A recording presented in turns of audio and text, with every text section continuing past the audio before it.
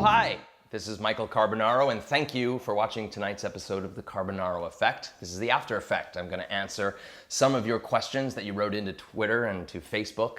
Thank you so much for doing that. So we'll start right off with D. All right, D asks, how many different people do you perform each of your pranks on? It does vary depending on the size of the prank, but I love to at least get 4 shots at one trick. And hopefully the right trick matches up with the right person and we have an awesome take. Sometimes I'll do a trick and I'll be like, oh, this trick isn't gonna work because it really didn't work out. And then the next person comes in, I do the same exact thing and they're like, what? And it's a great take. So you're always waiting for that magical little boom to happen between the great trick, the great person, and I don't know, the moon being in line.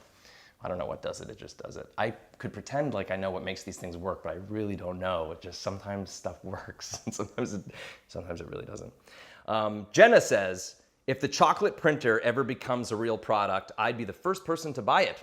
Was anyone scared to eat the chocolate after it came out of the printer? The ink is sugar. Once it dries, then you just slide it off, and it's a solid candy bar. I'd like to print up this chocolate. Would you like to taste it? Okay. Everyone ate it, and it was good. The dark chocolate especially. So let that be a lesson to you. You wear a name tag and suddenly everyone trusts you. Okay, Ken says, do the employees who work at the stores ever freak out from your tricks? For example, how did they react when you pulled a snake out of that customer's sleeping bag?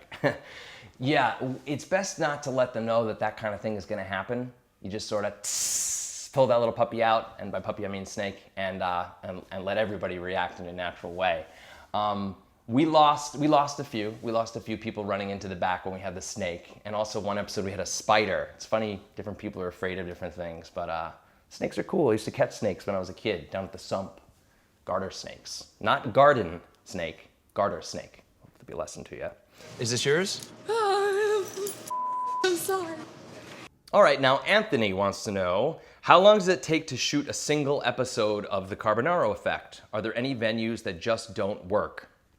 Yeah, you almost answered your own question in a way, because how long does it take to shoot an episode? Well, we shoot 5 bits a day, we shoot 4 days a week, and I don't know how to do math, so that plus 10 weeks equals that number. You can work that out for yourself. And yes, some places, for odd reasons, it's just a hit, Like we performed in a holistic pharmacy this season, and it was like, there were so many great people and so many great things to do. And then other places can be a lot harder, like outside at a park. It's harder to control people, but you get a couple of really great bits. So some work, some don't, and it takes, it takes 10 weeks to shoot 13 episodes, I guess you could say.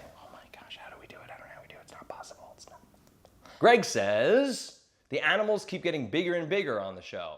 Are there any animals you would be afraid to handle? Do they really get bigger and bigger on the show? Yes, I would be afraid to handle a tiger, I don't know, a walrus.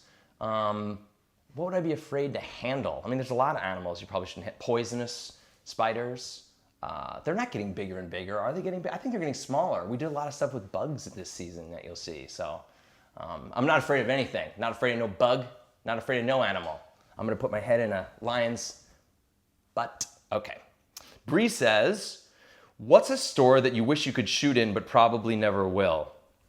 I would like to shoot in a fine china store and release thousands and thousands of wild cats.